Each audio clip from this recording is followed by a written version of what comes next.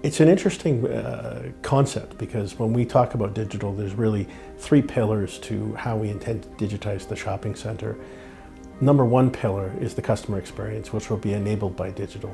There'll be a smartphone application that will enable them to do things that nobody would even expect, from being able to book a car to come there, to paying for their valet and car wash, to real hands-free shopping where the customer will actually be able to leave the packages inside of the store and we will facilitate those packages to be delivered to their car, their home, or anywhere in the world seamlessly.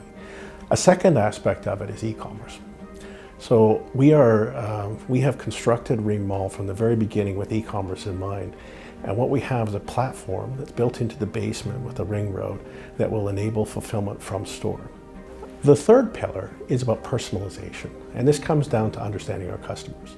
So as customers interact with us, as they join our loyalty program, as we interact with social media with regards to how they talk about the shopping center, though every piece of the puzzle that we put together there will allow us to enhance their experience, whether that's by giving them the relevant communications or whether that's by creating a more relevant product.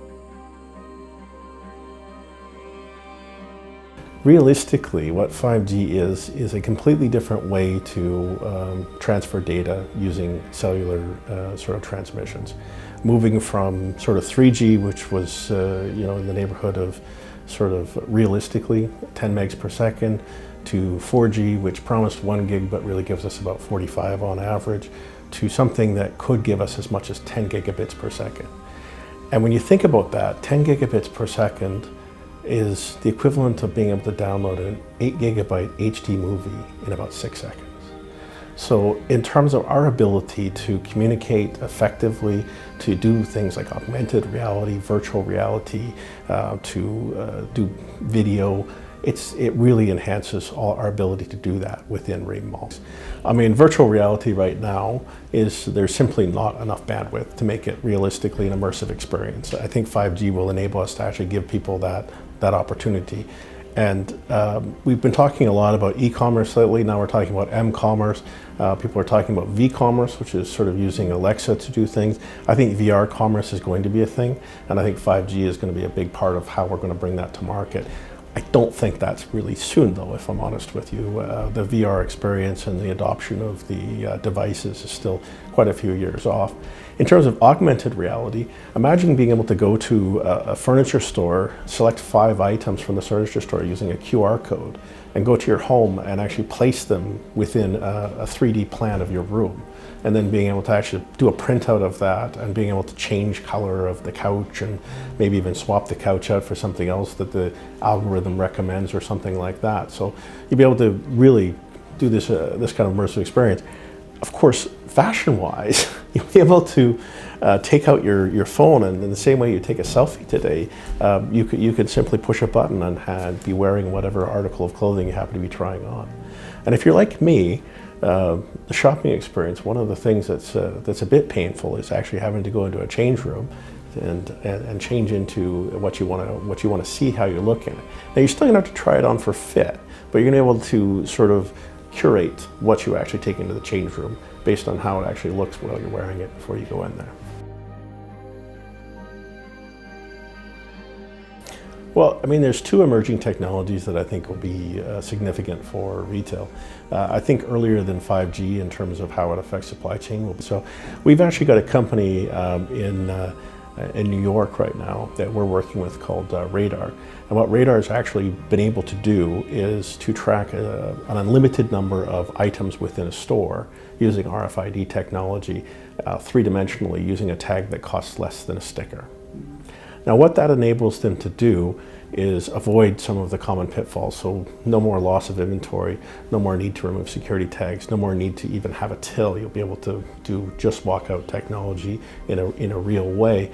And of course, then that comes into these algorithms, these exception reporting, programming a computer to be able to tell you that an item is being looked at but not purchased, and allowing you, the owner of the store, to actually send somebody to investigate why that isn't happening. Now today that's RFID, tomorrow that's 5G. The reality is everybody talks about 5G, talks about the sheer quantity of devices that are going to be connected to the mobile network. Today, with sort of 3G, 4G capacities, it is impractical for us to sort of contemplate connecting our toaster to a cellular data network. We would be more inclined to put that onto our Wi-Fi system and connect it to the cloud and have them talk to each other. And I'm not saying that's going to disappear, but I picture the long-term future with the kind of technology and speeds that 5G has. Everything can be connected. Your watch can be connected, your toaster, all of your appliances in your home, your car. Imagine driving down the highway and with almost zero latency, being informed that there's an accident, having your car automatically apply the brakes or automatically recommend a route change or things like that. It's a completely new technology that's coming with 5G, so you have to have brand new transmitters, receivers put up into all the cellular towers. 5G is going to be operating at a level of the bandwidth that's actually a little bit less ideal in terms of cellular networks. Actually requires you to be a little bit closer to the actual antenna, so there'll be more towers necessary, more senders, more receivers, and obviously there'll be a need for people to buy new handsets because, again, the 4G network simply won't be able to initially talk to the 5G network. So there's a lot going on. I think what you're going to find is by somewhere around 2020, 2021, you'll find it start being deployed in some of the most technologically advanced markets. The Japanese and Koreans typically kind of lead the way, and mainly in the urban centers initially. I think you'll find 4G will still dominate the urban given that it travels the longer distances. Millennials are game changers. They are they're being driven by non-traditional routes of advertising. They're much more apt to sort of listen to an influencer versus a television advertisement or a billboard or something like that.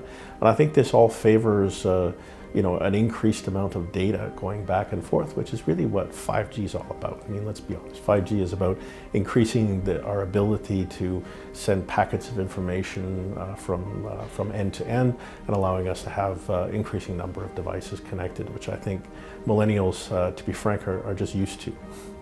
They've never lived in a world where they didn't have instant access to most relevant information. Well, I think Reem really will offer their customers the ultimate customer experience. I think part of that is the digital, which, as we talked about, this is going to be 99% invisible. You won't know why it works so well, but you just won't have the typical issues. And I'll give you one example because I like it. So we have a thing there that helps you find your car. So one of the most frustrating things in the world is losing your car. So imagine being able to use the application, type in your license plate number, and have it give you turn-by-turn navigation to lead you back to where you lost it, things like that. Those are the kind of little details that you don't even think about until you need them. But if you need them, they're wonderful.